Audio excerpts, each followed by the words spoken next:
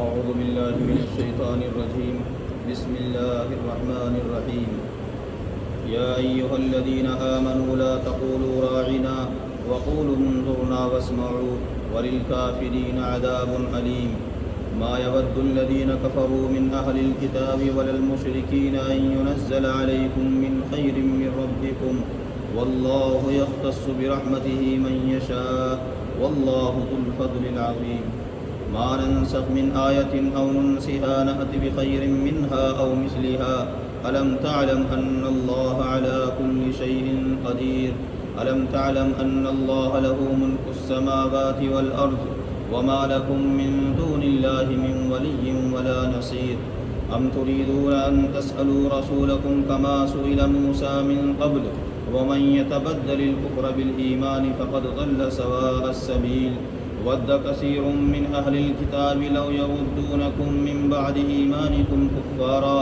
حسدا من عند أنفسهم من بعد ما تبين لهم الحق فاعفوا واصفحوا حتى يأتي الله بأمره إن الله على كل شيء قدير وأقيموا الصلاة وآتوا الزكاة وما تقدموا لأنفسكم من خير تجدوه عند الله إن الله بما تعملون بصير.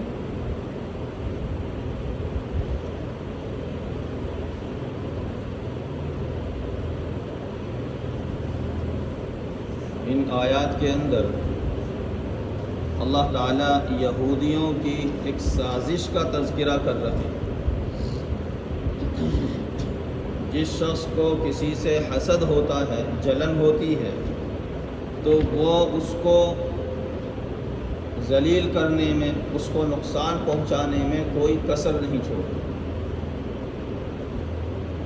حضرت رسول کریم صلی اللہ علیہ وسلم سے قوم بنی اسرائیل کی اور خاص طور سے یہودیوں کی ایک دشمنی تھی حسد کی وجہ سے. کوئی اور وجہ نہیں تھی، صرف حسد کی وجہ سے کہ یہ نبی آخر الزمان ہمارے اندر کیوں نہیں آئے، قوم بنی اسرائیل کے اندر کیوں پیدا نہیں ہوئے. یہ اہل مکہ اور مشرکین مکہ کی طرف کیوں مبعوث ہو گئے، یعنی وہاں کیوں پیدا ہو گئے. تو یہودی لوگ آپ کی مجلس میں بیٹھتے تھے، منافقین بیٹھتے تھے، تو کبھی کوئی بات سمجھ میں نہ آئی، اللہ کے نبی صلی اللہ علیہ وسلم نے کوئی بات ارشاد فرمائی اور کسی بات کو مقرر پوچھنا چاہا تو وہ ایک لفظ کہتے تھے راعینا. اس کے حقیقی معنی تو ہیں ہماری رعایت کیجیے، یعنی ہمیں یہ بات آپ دوبارہ ارشاد فرما دیجیے، یہ بات ہماری سمجھ میں نہیں آئی، آپ دوبارہ ارشاد فرما دیجیے. حقیقی معنی تو اس کے یہ. لیکن یہودیوں کی زبان عبرانی میں راعینا کے معنی ہے احمق، بے وقوف کے. تو وہ اپنے معنی مراد لیتے اور دل میں خوش ہوتے تھے کہ ہم کیسا بیوقوف بنا رہے تھے. ان کا دیکھے دیکھی اور جو مسلمان تھے سیدھے سادے، وہ بھی اسی لفظ کو کہنے لگے. جب ان کی کوئی بات سمجھ میں نہیں آتی تو وہ بھی اللہ کے نبی صلی اللہ علیہ وسلم سے یہی الفاظ کہتے کہ ہماری رعایت کیجیے، راعینا. اور کبھی کبھی لیم بالسنتہم، اپنی زبانوں کو موڑ توڑ کر ایسی بات کہتے کہ سامنے والا اس کے معنی مفہوم کو سمجھنے میں دیر کر دیتا. راعی کے اصل معنی چرواہے کے بھی ہے، راعی کھینچ کر کے. جب اس کو کھینچ کر کہا جائے گا، زبان ذرا موڑ دیں گے راعینا، تو کہیں گے اے ہمارے چرواہے. اس کے معنی یہ ہو جائے گا اے ہمارے چرواہے. تو یہ بھی لفظ اللہ کے نبی صلی اللہ علیہ وسلم کے لیے وہ حسد کی وجہ سے گندا لفظ کر دیا کرتے تھے. اس کو سیدھے سادے مسلمان وہ بھی انہی الفاظوں کو راعینا کہا کرتے تھے. اللہ تعالیٰ کو اپنے نبی صلی اللہ علیہ وسلم کی شان میں یہ الفاظ پسند نہیں آتے اور ہونے بھی نہیں چاہیے. کہ کسی کا محبوب اور کسی کا معشوق، اس کے لیے کوئی آدمی کوئی غلط لفظ استعمال کرے، کون برداشت کرے گا؟ اس لیے اللہ تعالیٰ نے فرمایا اے ایمان والو، تم ان کے دھوکے میں نہ آ کر اور ان سے کنارہ کش ہو کر کے لفظ راعینا مت کہا کرو، انظرنا کہا کرو، انظرنا۔ اس کے معنی بھی وہی کہ ہماری طرف نظر کرم فرمائیے۔ انظرنا کے معنی بھی ہماری طرف نظر کرم فرمائیے۔ ہمیں یہ بات آپ دوبارہ ارشاد فرما دیجیے۔ اور فرمایا کہ جب نبی کوئی بات کہا کریں تو اس کو پہلے ہی بغور سننا چاہیے تاکہ دوبارہ پوچھنے کی ضرورت ہی پیش نہ آئے۔ اس لیے یہ آیات اس وقت نازل ہوئیں، ان کا شان نزول یہ ہے، اللہ تعالیٰ ارشاد فرماتا ہے یا ایھا الذین آمنوا لا تقولوا راعنا وقولوا انظرنا واسمعوا وللکافرین عذاب علیم۔ اے ایمان والو، تم راعنا کا لفظ مت کہا کرو اور انظرنا کہا کرو، واسمعوا اور سنتے رہا کرو، غور سے وہ بات سنا کرو جو رسول اللہ صلی اللہ علیہ وسلم تم کو بتلا رہے ہیں، اس بات کو غور سے سنا کرو تاکہ دوبارہ یہ باتیں پوچھنے کی نوبت ہی نہ آئے۔ اور جو یہ لوگ راعینا کہتے ہیں، یہ یہود کافر ہیں، اپنی زبان کو بدل کر یا اپنے معنی مراد لے کر نعوذ باللہ حضور صلی اللہ علیہ وسلم کا مذاق اڑاتے ہیں، تو فرمایا ایسے کافروں کے لیے تو دردناک عذاب ہے۔ وَلِلْكَافِرِينَ عَذَابٌ عَلِيمٌ، اور کافروں کے لیے عذاب ہے دردناک، درد دینے والا۔ مَا يَوَدُّ الَّذِينَ كَفَرُوا مِنْ أَهْلِ الْكِتَابِ وَلِلْمُشْرِكِينَ أَنْ يُنَزَّلَ عَلَيْكُمْ مِنْ خَيْرٍ مِّنْ رَبِّكُمْ وَاللَّهُ يَخْتَصُّ بِرَحْمَتِهِ مَنْ يَشَاءُ وَاللَّهُ ذُو الْفَضْلِ الْعَظِيمِ۔ اللہ تعالیٰ ارشاد فرماتا ہے کہ کافر، اہل کتاب اور مشرکین یہ دل سے یہ چاہتے ہیں کہ تمہارے پاس کوئی بھی اچھی بات نازل نہ ہو، تمہارا دین پھلے پھولے نہ، تمہارے ماننے والے گھٹیں بڑھیں نہ، یہ دل سے یہ چاہتے ہیں۔ لیکن اللہ تعالیٰ تو جس پر چاہتا ہے اپنی رحمت فرماتا ہے، اپنی رحمت اس کے لیے خاص کر دیتا ہے، وہ بڑا فضل والا ہے۔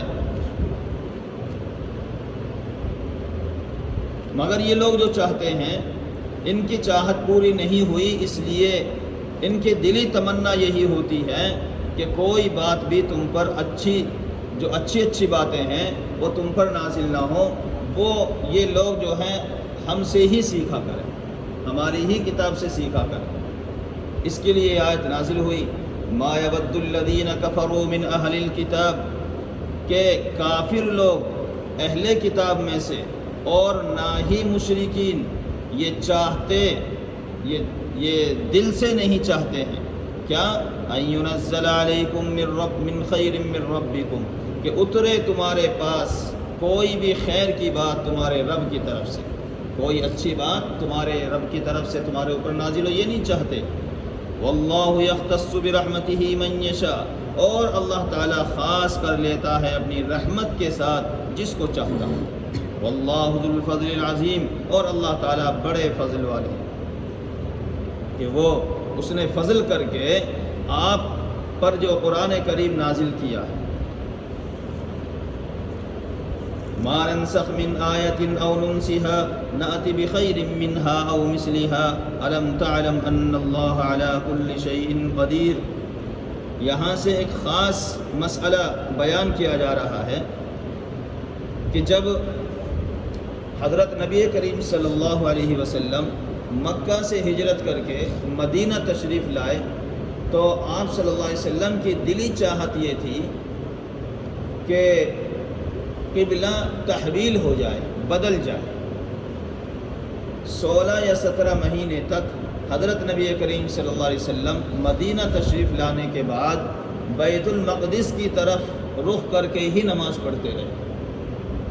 وہ اس وجہ سے کہ تاکہ یہ اہل کتاب کہ ان کا قبلہ بھی بیت المقدس ہے، وہاں پر یہود آباد تھے، ان کا قبلہ بیت المقدس تھا، تو ان کے دل جوئی ہو اور اسلام کی طرف ان کو رغبت ہو جائے کہ بھئی یہ نبی تو ایسے ہیں کہ دیکھو ہمارے ہی قبلے کی طرف منہ کر کے نماز پڑھ رہے ہیں، چلو ایمان لے آتے ہیں ان پر. اس وجہ سے ان کا دل نرم کرنے کے لیے آپ صلی اللہ علیہ وسلم ان کے قبلے کی طرف رخ کر کے نماز پڑھا کرتے تھے. لیکن جب ایک عمل شروع کر دیا تو پھر اس عمل سے پیچھے ہٹنا اللہ تعالیٰ کے حکم کے خلاف، یا جب تک اللہ تعالیٰ کا حکم نازل نہ ہو جائے اس سے پیچھے نہیں ہٹا جاتا. حضرت نبی کریم صلی اللہ علیہ وسلم نے وہ عمل بھی کیا تھا تو وحی الہی سے ہی کیا تھا، اپنی مرضی سے نہیں کیا تھا، وہ بھی وحی الہی سے کیا تھا تالیف قلب کے لیے. لیکن دلی چاہت یہ تھی کہ قبلہ جو ہو وہ کعبہ ہونا چاہیے. آخر کار ایک وقت آیا کہ وہ تحویل قبلہ کا حکم نازل ہو گیا اور قبلہ بجائے بیت المقدس کے کعبہ قرار پایا. وہ اگلی کچھ آیتوں کے بعد اس کا مستقل بیان آ رہا ہے. تو اس کے بارے میں یہود کہنے لگے کہ واہ بھائی واہ، یہ بھی کوئی قرآن ہے، یہ بھی کوئی دین ہے، کبھی کچھ نازل کر دیا، کبھی کچھ نازل کر دیا، یہاں سے وہاں بدل دیا، وہاں سے وہاں بدل دیا، یہ تو کوئی دین نہیں ہے. تو اللہ تعالیٰ فرماتا ہے کہ ما ننسخ من آیت او ننسها نأتی بخیر منها او مثلها، کہ جو بھی کوئی آیت ہم منسوخ کرتے ہیں یا اس کو ہم لوگوں کے ذہنوں سے بھلا دیتے ہیں، یہ جو ہمارا طریقہ ہے، ہم کسی حکم کو منسوخ کر رہے ہیں یا کسی آیت کو ذہنوں سے بھلا رہے ہیں، یہ کوئی اعتراض کی بات نہیں، اس لیے کہ نأتی بخیر منہا او مثلہا، ہم اس سے بہتر لا سکتے ہیں. ہم اس لیے اس کو منسوخ کرتے ہیں تاکہ ہم اس سے بہتر لے آئیں، یا عمل کرنے کے لحاظ سے او مثلہا اسی جیسا حکم ہو. بھئی عمل تو وہی ہے. آپ نماز میں تو کوئی کوتاہی نہیں ہوئی، صرف قبلے کی تحویل ہوئی ہے. پہلے ادھر منہ کر کے نماز پڑھ رہے تھے، اب ادھر منہ کر کے نماز پڑھ رہے ہیں، تحویل قبلہ ہوا ہے، نماز پڑھنے میں کوئی تبدیلی نہیں ہوئی. یا کوئی بھی ہم حکم نازل کریں تو اس سے بہتر لائیں گے یا اس جیسا ہی عمل کے لحاظ سے لائیں گے، اور یہ اس وجہ سے نہیں کہ پہلے سے ہمیں معلوم نہیں تھا، اس کا حکم غلط ہو جائے گا یا لوگوں کو دقت ہو جائے گی. کیوں؟ الم تعلم ان اللہ علی کل شیء قدیر. اے معترض، اعتراض کرنے والوں، کیا تمہیں پتہ نہیں ہے کہ اللہ تعالیٰ ہر چیز پر قدرت رکھتا ہے؟ اس کو پہلے سے بھی معلوم ہے.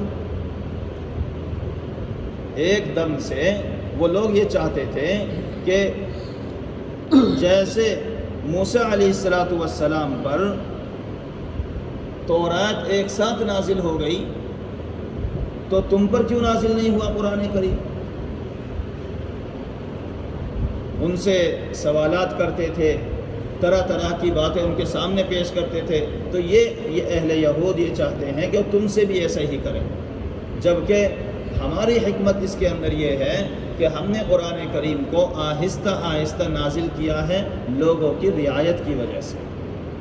مثال کے طور پر ایک شخص بیمار ہے اور وہ کسی حکیم کے پاس یا ڈاکٹر کے پاس اپنے علاج کے لیے گیا اور اس نے علاج تجویز کیا.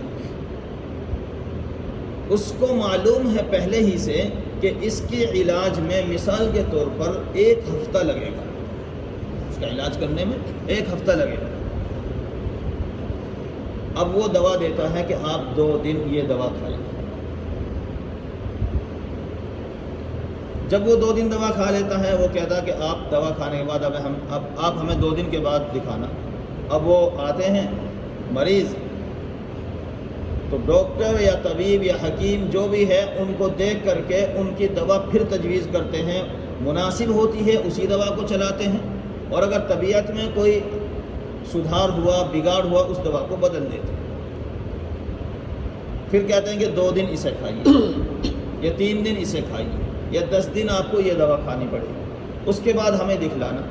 پھر اس کے بعد میں وہ مریض جاتے ہیں، پھر دوا تجویز کرتے ہیں 2 دن کی 4 دن کی، اب اسے کھائیے. جب تک مرض صحیح نہ ہو دوا تجویز کرتے رہتے ہیں، بدلتے رہتے ہیں. کوئی یہ نہیں کہتا، کوئی بھی پیشنٹ، کوئی بھی مریض کہ ڈاکٹر صاحب آپ نے 1 مہینے کی دوا پہلے کیوں نہ دے دی. حالانکہ ماہر حکیم کو معلوم ہوتا ہے پہلے ہی سے کہ مجھے اس مرض میں پہلے 2-3 دن یہ دوا چلانی ہے، پھر جب اس کی طبیعت میں تبدیلی آئے گی پھر یہ دوا چلانی ہے، پھر اس کے بعد مجھے یہ تجویز کرنا ہے. اسے پہلے اس کے ذہن میں یہ ساری باتیں ہوتی ہیں، لیکن وہ مریض کو ایک ساتھ نہیں بتلاتا کہ مریض اسی تشویش میں مبتلا ہو جائے گا، بھول جائے گا. وہ ایک دم سے اس کے اوپر بوجھ پڑے گا کہ ابھی یہ کھانی ہے، پھر وہ کرنی ہے، پھر وہ کرنی. اس لیے حکیم جو ہوتا ہے اس کا نام حکیم ہی اس لیے کہ وہ حکمت کے ساتھ یہ کام کرتا ہے. اللہ تعالیٰ کے ناموں میں سے اللہ تعالیٰ کا نام ہے حکیم. اسی وجہ سے یہ نام جو ہے ان اطباء کو دیا گیا کہ یہ حکمت کے ساتھ بندوں کا علاج کرتے ہیں. تو کوئی بھی بے وقوف یہ نہیں کہتا وہاں پر کہ ڈاکٹر صاحب، حکیم صاحب، آپ نے یہ 1 مہینے کی دوا پہلے ہی تجویز کیوں نہیں کر دی. اسی طرح سے اللہ تعالیٰ حکم نازل فرماتے ہیں. معلوم ہے خدا تعالیٰ کو سب کچھ کہ کیا ہونے والا ہے، لیکن بندوں کی طبیعت کے اعتبار سے پہلے ایک حکم نازل کرتے ہیں.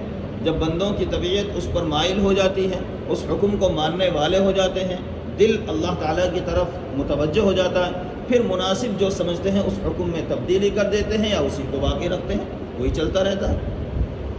اللہ تعالیٰ فرماتا ہے کہ ہم جو بھی آیت منسوخ کرتے ہیں، مٹاتے ہیں، یا اس کو ہم لوگوں کے دلوں سے بھلا دیتے ہیں، ان کے ذہنوں سے بھلا دیتے ہیں، نَأْتِ بِخَيْرٍ مِّنْهَا أَوْ مِثْلِهَا، تو ہم لے آتے ہیں اس سے بھی بہتر کوئی حکم یا اسی کے مثل، یعنی عمل کرنے کے لحاظ سے جیسا. أَلَمْ تَعْلَمْ أَنَّ اللَّهَ عَلَى كُلِّ شَيْءٍ قَدِيرٌ، اے مخاطب کیا تو نہیں جانتا کہ اللہ تعالیٰ تو ہر چیز پر قدرت رکھتا ہے. اسے پہلے سے ہی معلوم تھی کیا عیب تھا، کیا عیب نہیں تھا. مناسب جو بھی حکم ہوتا ہے وہ اس کے مطابق تجویز کرتا ہے. أَلَمْ تَعْلَمْ أَنَّ اللَّهَ لَهُ مُلْكُ السَّمَاوَاتِ وَالْأَرْضِ وَمَا لَكُم مِّن دُونِ اللَّهِ مِن وَلِيٍّ وَلَا نَصِيرٍ. اور یہ نہیں کہ اس نے یوں ہی تجویز کر دیا. وہ بڑا زبردست بادشاہ ہے، زمین و آسمان کی بادشاہت اس کے قبضے میں ہے. وہ جو کچھ کرتا ہے حکمت کے ساتھ کرتا ہے اور طاقت کے ساتھ کرتا ہے. وہ ایسا نہیں ہے کہ کسی یوں ہی عام آدمی کی انسان کی طرح اس کو معلوم نہ ہو، اس کو طاقت نہ ہو، یوں ہی کوئی بھی حکم تجویز کر دیا. علم تعلم، کیا تجھ کو نہیں معلوم اے مخاطب کہ اللہ تعالیٰ ہی کے لیے ہے آسمانوں اور زمین کی حکومت اور سلطنت. وما لکم من دون اللہ من ولی ولا نصیر. اور اگر تم نہیں مانتے خدا تعالیٰ کا حکم اور اس میں اعتراض ہی کرتے رہتے ہو تو دیکھو پھر تو تمہارا نہ خدا کے علاوہ کوئی یار و مددگار ہوگا اور نہ ہی کوئی حمایتی ہوگا. اگر اللہ تعالیٰ کو اپنا حمایتی رکھنا ہے اور اس کو مددگار رکھنا ہے تو اس کے ہر حکم کو سر آنکھوں پر رکھنا ہوگا. ام تريدون ان تسألوا رسولكم كما سئل موسى من قبل ومن يتبدل الكفر بالإيمان فقد ضل سواء السبيل. یہ وہ حکم ہے جو یہود چاہتے تھے کہ جس طرح سے موسیٰ علیہ السلام پر یکبارگی تورات نازل ہو گئی ہے، وہ یہ چاہتے تھے اے نبی تم ایک دم سے یہ سارے احکام کیوں لے کر کے نہیں آتے؟ کبھی 2 آیتیں، کبھی 4 آیتیں، کبھی 1 سورت، کبھی 2 سورت. موسیٰ علیہ السلام کی طرح ساری چیز ایک ساتھ لے کر کے آ جاؤ. اللہ تعالیٰ فرماتا ہے ام تريدون ان تسألوا رسولکم، کیا تم یہ چاہتے ہو کہ تم اپنے رسول سے ایسے ہی سوال کرتے پھرو جیسا کہ سوال کیے گئے موسیٰ علیہ السلام سے اس سے پہلے وہ طرح طرح کے سوال کرتے تھے کہ ہمارے لیے یہ کر دیجئے، ہمارے لیے آسمان سے دسترخوان اتروا دیجئے، دریا میں راستے کرا دیجئے، فلاں کام. طرح طرح کے سوالات وہ کرتے تھے. تو تم یہ چاہتے ہو کہ ایک دم سے نازل ہو جاوے قرآن کریم وَمَن يَتَبَدَّلِ الْكُفْرَ بِالْإِيمَانِ فَقَدْ ضَلَّ سَوَاءَ السَّبِيلِ کہ دیکھو یہ تمہارا کہنا موسیٰ علیہ السلام کی طرح اپنے نبی سے درست نہیں ہے، اس لیے کہ جو کوئی شخص بھی کفر کو ایمان کے بدلے تبدیل کرے گا فقد ضل سواء السبیل تو وہ بہک گیا، گمراہ ہو گیا ہے سیدھی راہ سے۔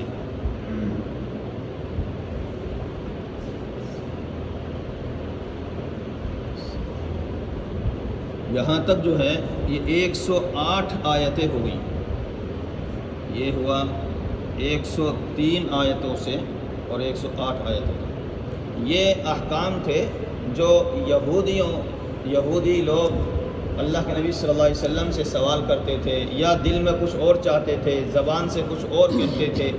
اس لیے ایمان والوں کو چاہیے کہ وہ صرف اور صرف جو اللہ تعالیٰ کا حکم ہے سیدھا سادہ اس کے مطابق اپنے اعمال کرتے رہیں، اور ہمیں سمجھ میں آئے یا نہ آئے اللہ تعالیٰ کا حکم اور اس کی حکمتیں سمجھ میں آئیں یا نہ آئے، ہمیں اللہ کے حکم کو سر آنکھوں پر لینا چاہیے۔ سمعنا و اطعنا، سمعنا و عصینا نہیں کہنا کہ ہم نے سن لیا اور ہم سے عمل نہیں ہوگا، بلکہ کیا کہنا ہے؟ سمعنا و اطعنا، ہم سنیں گے بھی اور ہم اطاعت بھی کریں گے۔ تو اس لیے ہم اللہ کے نبی صلی اللہ علیہ وسلم پر جو کچھ نازل ہوا ہے اس کو دل و جان سے یقینی طور پر مانیں، اور قرآن کے احکام کو خدا تعالیٰ کے احکام یقینی جان کر کے اس پر عمل کریں۔ اللہ تعالیٰ ہم سب کو عمل کی توفیق عطا فرمائے۔